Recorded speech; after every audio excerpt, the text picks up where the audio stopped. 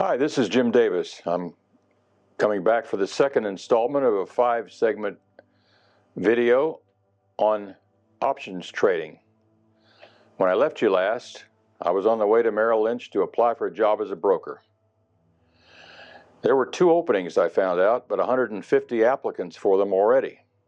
But the manager told me to fill out the application and take the aptitude and the intelligence test, and I did all that. And I waited around for 2 weeks with no reply. Well, I was discussing this with my grandfather, and he stepped in and got me the job, apparently. He was an ex-banker, a nationally known banking expert before he retired, and one of his friends was Harold Helms, who was the chairman of the board of the Chemical Bank, which was at that time one of the biggest banks in New York City. So he called Harold for his help, and Harold in turn called Mike McCarthy, who was the president of Merrill Lynch, and asked if they couldn't put a word in for my grandfather's grandson. Well, the president of Merrill Lynch then called the manager of the Miami office to whom I'd applied and asked him if he could give me every opportunity and take a good hard look at this Davis kid. Well, the next day I got a call from the manager. He said I was hired. So he never told me about the phone calls and the letters that transpired between these guys at the top. He just said I had the best test scores he'd ever seen. So after being hired, I was sent to New York, put in a hotel for 3 months with about 40 or 50 other Merrill Lynch trainees from all over the country.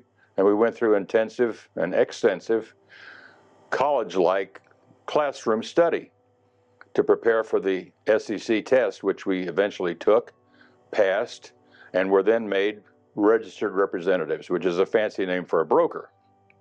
Well, a broker isn't really correct either. I'm actually an agent at that time for the broker, which was Merrill Lynch, like a real estate agent works for his broker. But the name broker was commonly used, and that's what I was. So I came back to Miami and started my career. We had about 20 brokers in the office then, all with desks that faced forward towards this big tape that went by showing all the trades in the New York Stock Exchange. And this ticker tape wasn't like it is today. It sometimes stopped for 1 or 2 minutes, mostly around lunchtime, and there were no trades on the New York Stock Exchange, believe it or not. Well, now they trade constantly, and there are 1 million shares that trade every 30 seconds. But back then, in the horse and buggy days, it wasn't like that. We actually cheered the first time the New York Stock Exchange volume exceeded 1 million shares total for the day. Well, now it trades that every second practically. But back then, these were early times. The market had recovered from the crash of 1929 and the Great Depression that followed it. And then there was a generation that grew up that didn't really worry about crashes anymore. They had money, the economy was good, they wanted to invest it, and the only way they could do it back then was with a broker, face to face. There weren't any managed funds, no ETFs, no derivatives. I don't think there were any more than 1, maybe 2 mutual funds in existence at that time. It just hadn't caught on to give your money to somebody else to manage for you. You did it with your broker.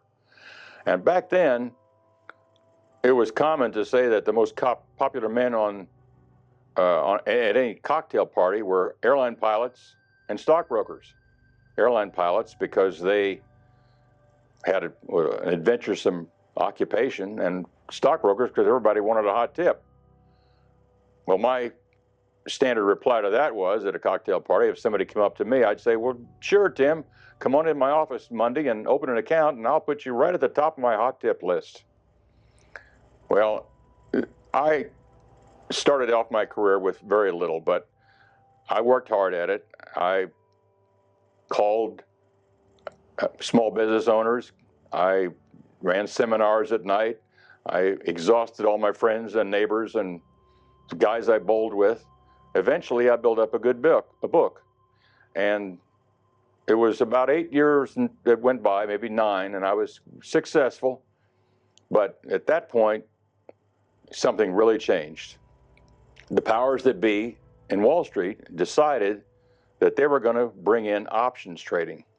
which had not been in existence before this. Side note, if you had to buy an option on something, you could do it, but you had to do it directly with a put and call dealer in New York and sign a contract, written contract with them for 6 months and 10 days, and you had no choice but to wait till that time was up and either exercise the option or let it expire and lose your money. I did this once and lost my money, and that colored my thinking about options for the rest of my time until today. But back then, you couldn't, with that contract with the put and call dealer, you couldn't transfer it to anybody. You couldn't sell it to anybody. There was no bid and ask for it to know if it had any value at all during that interim time. So by starting up this options program, they created the Chicago Board Options Exchange on which to buy and sell the options, and they created the Options Clearing Corporation, which was going to be the middleman for all transactions. So with these in place, they started a pilot program of maybe a dozen blue chip companies to trade options on, just to see if it caught on. Well, all the brokerage firms, including Merrill Lynch, had to educate their brokers, who in turn had to educate their clients as to how this worked, because it was a brand new idea. Most of the brokers in my office, I'd say 9 out of 10 of them, didn't want any part of it. They were old school stock and bond traders, and they thought this was either too confusing or too much trouble or too risky. But I was just the opposite. I was young and eager, and I had some experience with it, so I thought this was a great idea. I exposed all my clients to it, became very successful at it, and as a matter of fact, at that time, Merrill Lynch had what they call a rating scale. They sent monthly reports to each office showing which brokers in the country had the most success in various types of investment: stocks, municipal bonds, corporate bonds, and now options. And for the first 2 years that options existed, in 1973 and 1974, I was the #1 broker in the firm in options business. Well, after it caught on and became more popular, other brokers much bigger than I pushed me to the side. I didn't stay at the top of those rankings, but I was there for a while. And options trading was, I'd say, mainly responsible for the great success I had as a broker. I was into it with both feet and had all my bigger clients trading constantly with options. I would say that I've recounted about 70,000 contracts that I've been involved with over the years in my account, which I still trade options in, and my customers' accounts. I've been retired for decades, but I still think that the 51 years I've put in with options trading can't be surpassed by anybody, because I was there at the beginning and I'm still doing it. As a measure of my success, by the late 70s, I was making more money than almost all of the NFL quarterbacks in the country. And I took lavish 7-week vacations in Europe and the British Isles and later the Orient with my family. We stayed at the best hotels and castles. We ate at the best restaurants. I had a motto then that in regards to my gourmand days, if it moves, tip it. If it doesn't, eat it.